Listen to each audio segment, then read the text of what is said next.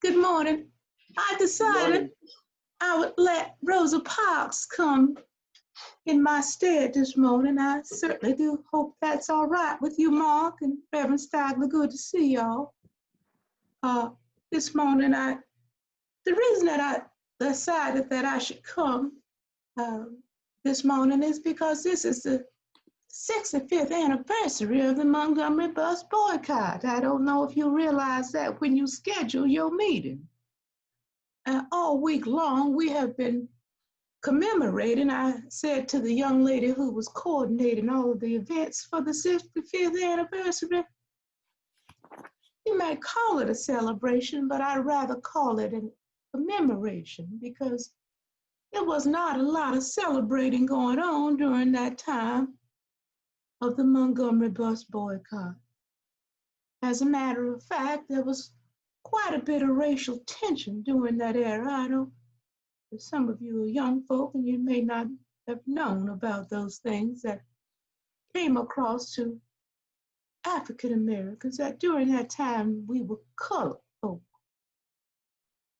And in the 50s in Montgomery, Alabama, there was much discrimination. Now they call it racial injustices. But there was much discrimination, not only on department stores. You could not go in a department store and try on a clothes if you wanted to buy them. You had to take a chance that they would fit you because white people would not permit you to try the clothes on. That came to shoes as well. You had to draw a diagram of your foot and bring it in there and measure it against the shoe that you thought would fit. That's how we lived in the 50s and 40s and beyond that. So the Montgomery Bus Boycott was not just an activity that took place annually, nor was it ever heard of before. As a matter of fact, it did not get its name until the action actually started. And I cannot take the credit. A lot of folks say, well, Mrs. Parks was not the first person that did not give up her seat when she was demanded to give it of that seat by the bus driver. There's a lot of stories behind that. Well, I was not the first person. A young lady named Claudette Colvin came. She was only 15 years old when they abruptly and brutally actually drug her off the bus. Well, there was Amelia Browd and Mary Louise Smith and Susie McDonald long before I did. This was an occurrence that happened frequently in Montgomery. If the bus driver decided they were just like the police, if they decided that you had done an infraction against them, against their rules and how they felt about colored folk, they could do whatever they wished, including putting you off the bus. I had been arrested. Well, I wasn't arrested, but I was demanded to get off the bus 12 years prior to the day, December 1, 1955, by this bus driver. I had entered the front of the door and I dropped my purse. As I was getting ready to put the dime in the receptacle during that time, the young folk may not know it was only a dime to ride the bus. Well, I stooped to pick my purse up and the driver got belligerent. He asked me to get off the bus and go to the back. Well, just as I was getting ready to get on the bus from the rear, you see, that was the rule back in that time. Black people could not get on the front of the bus and take their seat. They had to get off the bus and go around to the back entrance and board the bus. But just as I did that, the bus pulled out and left me. Well, I never forgot that person's face. 12 years later, December 1, 1955, I was tired, yes, from a long day's work. I wasn't worn out, but it was a long day, December. And I came out of the Montgomery Fair department store. That's where I worked as a seamstress. Although I could do tailoring work as well, white folk never gave us the opportunity. So as I left work that day, I boarded that bus for Cleveland Avenue. I lived on Cleveland Avenue during that time. My husband, Raymond, and myself, and my mother. Well, I didn't pay much attention to the bus driver as I boarded that bus. Of course, I put my dime in the receptacle. I went around to the rear to get on my seat, into my seat. I found a young man sitting right close to the window seat, and the seat next to him was empty, so I took that seat. As we drove just a block down, a white passenger at that bus stop boarded the bus, and the bus was full. Well, let me just say to you that the predominant passengers on the bus were Black people. So the man did not have a seat. The bus driver got up and demanded that 4 of us leave our seats so this white man could sit down, because there was no place for him to sit in the white section of the bus. You see, it was separated. There was a sign that says, white only, colored only. I was sitting in the first seat behind the colored section.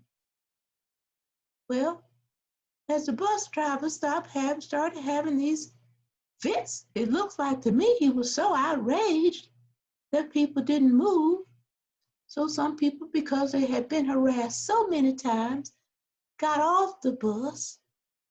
And that way, the young man next to me, he got off because he said he didn't want any more trouble from these people. That's what he said. I scooted over to that window seat. When I looked up at that bus driver's face, it was beet red, and he was spouting at the mouth all kinds of things.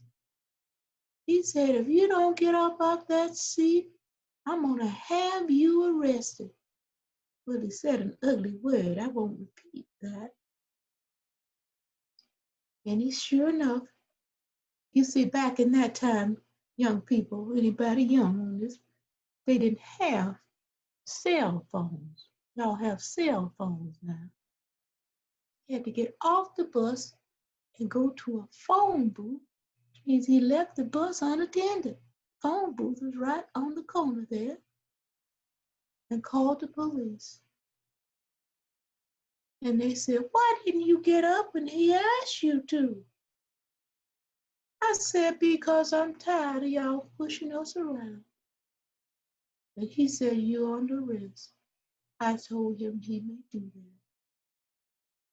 So there were many other times, and let me just say that that bus driver was the same bus driver 12 years earlier that had drove off and left me standing there. Had I paid attention that night, it was early evening, I would not have boarded that bus. It was the same driver, James Blake. I will remember him all my life because he was such an angry man. And that's what I took it as to be. It wasn't against me personally. He was angry because they did not want colored people to be mixed in with white people, no matter what the situation was. Even walking down the sidewalk, they expected colored people to move out of their pathway so that they could walk. Now, you know, as we fast forward to this present time in which we are living, we are still confronted with similar issues.